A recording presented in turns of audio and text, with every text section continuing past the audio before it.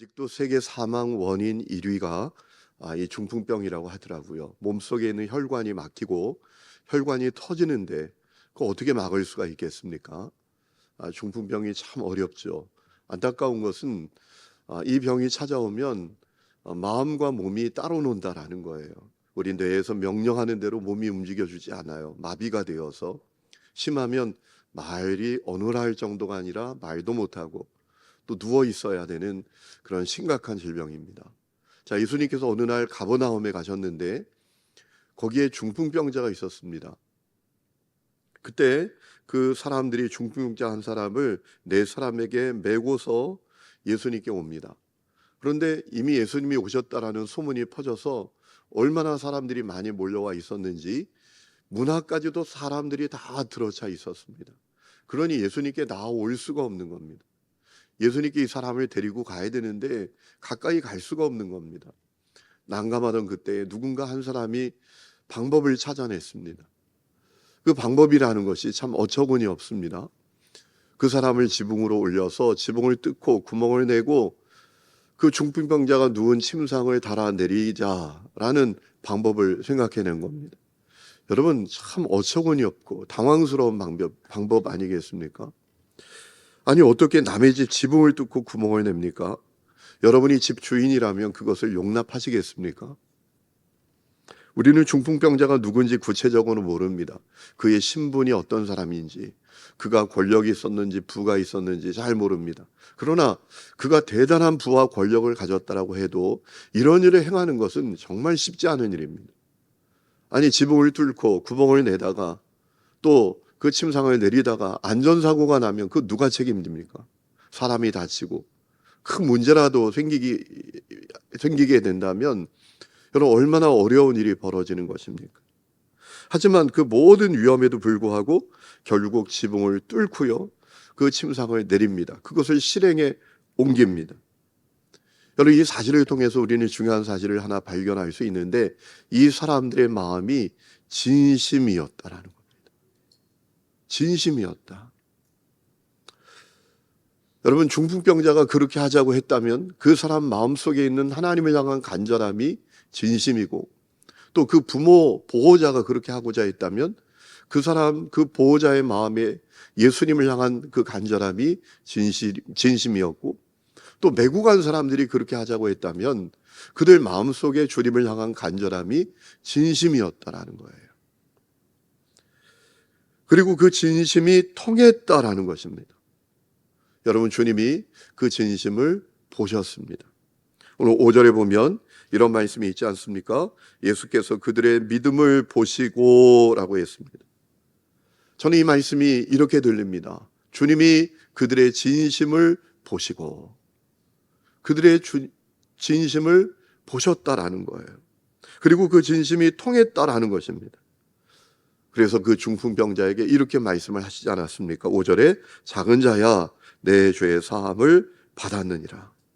11절 말씀에 가면 중풍병자에게 말씀하셨습니다. 내가 내게 이르노니 일어나 내 상을 가지고 집으로 가라. 그러자 이 중풍병자가 즉시 일어나게 되었습니다. 할렐루야. 완전한 회복과 치유가 일어나게 됐던 것입니다. 그를 고통스럽게 했던 그 모든 질병으로부터 자유하게 되었다라는 거예요.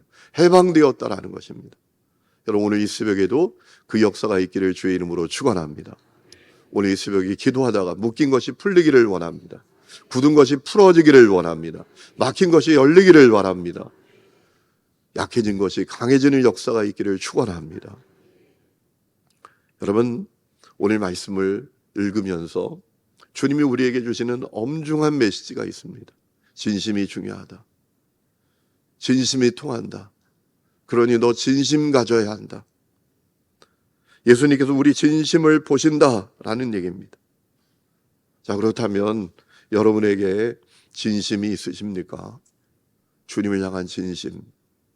여러분에게 그 진심이 있습니까? 이 질문 대단히 중요한 질문입니다. 왜냐하면 저는 사역을 하면서 진심처럼 보이는데 진심이 아닌 경우를 많이 보기 때문입니다. 진심을 가진 것처럼 보이는데 사실은 그것이 진심이 아닌 경우가 많이 있기 때문입니다. 그래서 내게 나는 주님을 향한 진심이 있나, 이거 점검해 보는 것 대단히 중요합니다.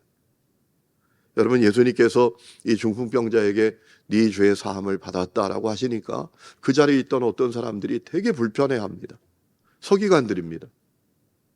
여러분, 이 서기관들이 왜 불편해합니까? 아니, 자기가 뭐라고 죄 사함을 선언해? 자기가 하나님이야? 신성모독하는 거 아니야? 이런 마음이 있었기 때문이죠. 여러분, 우리 예수님께서 그들 마음에 스치는 생각까지도 다 아시지 않습니까? 주님, 우리 마음에 숨겨진 동기까지도 다 살피는 분이 아니십니까? 그래서 그들을 책망하며 말씀하셨습니다. 어찌 이것을 마음에 생각하느냐? 이런 말씀이죠. 어찌 그렇게 불편한 마음을 갖냐? 라고 말씀하신 것이지요. 여러분, 예수님은 그들 마음에 진심이 없는 것을 너무나 잘 알고 계셨습니다. 여러분, 이 당시에 종교 지도자들이라고 하는 바리새인들, 서기관들은 주님을 향한 진심이 없었습니다. 그래서 마태복음 23장 말씀을 보면 예수님으로부터 그들이 엄청난 혹독한 책망을 받지 않습니까? 화 있을진저 외식하는 서기관들이요. 참 점잖게 말씀하셨지만 적나라하게 말씀하시면 이런 거 아닙니까? 이 망할 놈들, 겉과 속이 다른 이 망할 놈들, 이렇게 말씀하신 거 아니겠습니까? 여러분, 이 서기관과 바리새인들은 진심이 없는 사람이었어요. 그래서 화 있을 것이다 라는 그 말씀을 주님으로부터 7번이나 들어요. 마태복음 23장 말씀을 보면 화 있을진저 외식하는 서기관 바리새인들아, 이 말씀을 7번이나 예수님이 반복하십니다. 7번 반복했다라는 것이 의미가 있는 것입니다. 성경에서 치는 완전입니다. 이 완전히 나쁜 놈들, 완전히 악독한 놈들, 주님께서 혹독하게 책망하신 거예요. 마태복음 23장 27절에 그들을 회칠한 무덤이다 라고 하셨어요. 진심이 없다라는 것입니다. 겉으로는 대단하고 화려해요. 속은 다 썩어 있습니다. 생명이 없습니다. 죽어 있습니다. 주님께서 그렇게 보셨다라는 것이지. 여러분, 오늘 말씀을 보니까 예수님께서 진심이란 일도 없는 이 서기관들에게 질문을 하십니다. 내가 한번 물어보자. 너 죄 사함을 받았다라는 말과 일어나라, 네 중풍병자에게 일어나라, 네 상을 갖고 돌아가라 라고 하는 이 말 가운데 어느 말이 더 쉽냐? 여러분, 어떻게 생각하십니까? 자, 중풍병자에게 네 상 가지고 일어나 가라 라고 하는 이야기와 너 죄 사함을 받았다라고 하는 얘기 가운데 어느 말이 더 쉽습니까? 다수결로 해보실까요? 둘 다 어렵습니다. 둘 다 쉽지 않아요. 죄 사함을 받았다라는 얘기는 오직 하나님만 하실 수 있는 얘기입니다. 그리고 일어나 네 상을 갖고 걸어가라 라는 얘기도 어려운 얘기입니다. 여러분, 어떤 바보가, 어떤 어리석은 사람이 중풍병자에게 일어나 네 상을 갖고 걸어가라 라고 하겠습니까? 걸어가는지 안 걸어가는지 바로 드러나는데. 그러니까 이 얘기는 다 어려운 얘기입니다. 다 쉽지 않은 얘기입니다. 하지만 예수님께서는 당신이 그렇게 말씀하실 수 있는 하나님의 아들이다, 메시아다, 그리스도다 라는 사실을 확증하기 위해서 중풍병자에게 말씀하신 겁니다. 일어나라, 네 상을 가지고 가라 라고 하신 거예요. 그러자 그가 벌떡 일어나 완전한 회복과 치유를 얻게 됐다라는 것입니다. 사랑하는 성도 여러분, 오늘 말씀을 통해서 오늘 이 새벽에 우리가 한 가지만 점검하고 가시면 좋겠습니다. 내게 진심이 있나? 나의 상태를 향한 진심이 나에게 있나? 내가 가진 소원을 향한 진심이 나에게 있나? 주님을 향한 믿음에 나에게 진심이 있나? 오늘 이 새벽에 여러분 그거 점검하셨으면 좋겠습니다. 오늘 여러분에게 주님 나의 구원자시다, 주님께 능력과 권세가 있다, 그래서 주님 없는 내 인생은 아무것도 아니다, 주님 없는 내 인생은 빈 그물이다, 주님 없이 나는 한순간도 존재할 수 없다 라는 진심이 여러분에게 있습니까? 오늘 여러분에게 나는 치료받기를 원한다, 나는 변화되기를 원한다, 나는 새로워지기를 원한다 라는 진심이 여러분에게 있습니까? 오늘 여러분에게 주님 나를 치료하신다, 주님 나를 회복시키신다, 주님 나를 고쳐주신다, 주님은 내가 영원히 의지하고 바라고 희망을 두고 내 인생을 걸 유일한 분이시다. 이 진심이 여러분에게 있습니까? 이거 점검하셔야 합니다. 여러분, 하나님은 진심을 원하십니다. 신명기 6장 5절에 말씀하시지 않습니까? 너는 마음을 다하고 뜻을 다하고 힘을 다하여 내 하나님 여호와를 사랑하라. 진심을 원하신다라는 말씀이죠. 여러분, 마태복음 22장 말씀을 보면 예수님 거기에 하나를 더 덧붙이지 않습니까? 목숨, 마음과 힘과 뜻만이 아니라 목숨까지 다해서 하나님을 사랑하라. 예수께서 이르시되 네 마음을 다하고 목숨을 다하고 뜻을 다하여 주 너의 하나님을 사랑하라 라고 했습니다. 우리가 하나님을 예배할 때에도 진심을 원하십니다. 요한복음 4장 23절 아버지께 참되게 예배하는 자들은 영과 진리로 예배할 때가 오나니 곧 이때라 아버지께서는 자기에게 이렇게 예배하는 자들을 찾으시느니라. 하나님은 영이시니 예배하는 자가 영과 진리로 예배할지니라. 예배도 진심 다해 드려야 된다는 거예요. 하나님에 대한 진심이 우리에게 있어야 한다는 거예요. 우리가 가진 믿음도 둘로 나누어진 믿음이 아니라 진심의 믿음이어야 한다라고 말씀하시지 않습니까? 야고보서 1장 6절에 오직 믿음으로 구하고 조금도 의심하지 말라. 의심하는 자는 마치 바람에 밀려 요동하는 바다 물결 같으니 이런 사람은 무엇이든지 주께 얻기를 생각하지 말라. 두 마음을 품어 모든 일에 정함이 없는 자로다.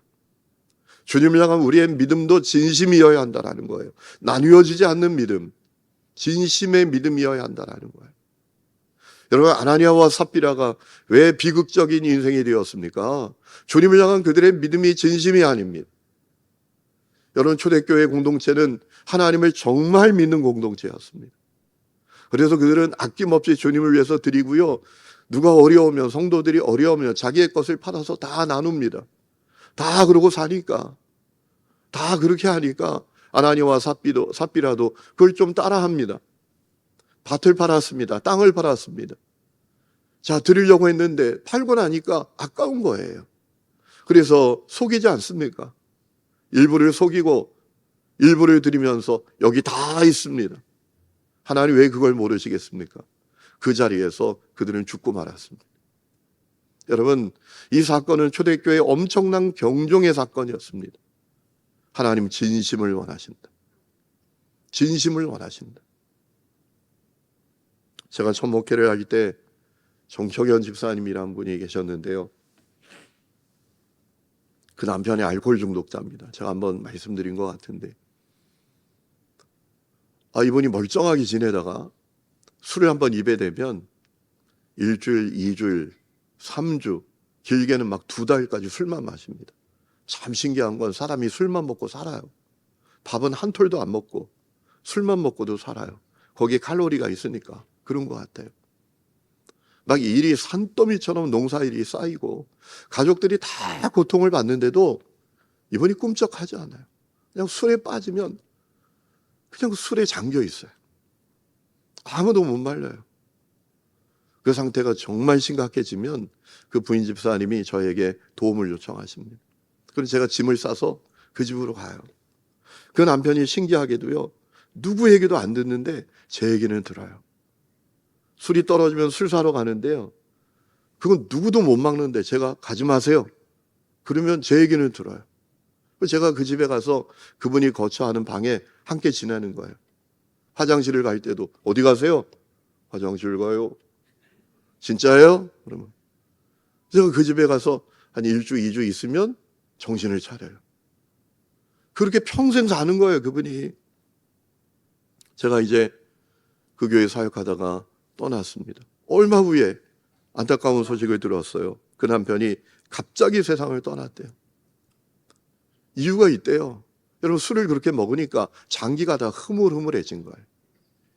여러분, 알코올에 과실주 담으면 흐물흐물해지지 않아요? 우리 장기에 술을 담으니 이 장기가 더 흐물흐물해진 거예요. 근데 어느 날 멀쩡한 것 같은데 옥 하고 쓰러져서 죽었다라는 거예요. 제가 너무 마음이 아팠어요. 제가 안타까웠던 것은 그분 마음에 진심이 없었다라는 거예요. 제가 한번 물어봤던 적이 있거든요. 아무개 아버지, 정말 술 끊기를 원해요? 그렇대요. 정말 정상적인 삶을 살기를 원해요? 라고 했더니 그렇대요. 그런데 그게 진심이 아니었어요. 진심이라고 하지만 진심이 아니었어요. 사랑하는 성도 여러분, 오늘 여러분에게 진심이 있습니까? 나는 변화되길 원한다. 난 치유되길 원한다. 나는 새로워지기를 원한다. 라는 그 진심이 있습니까? 주님만이 나의 희망이시다. 도움이시다. 주님만이 나의 유일한 산성이시다. 주님이 나의 치료자이시다.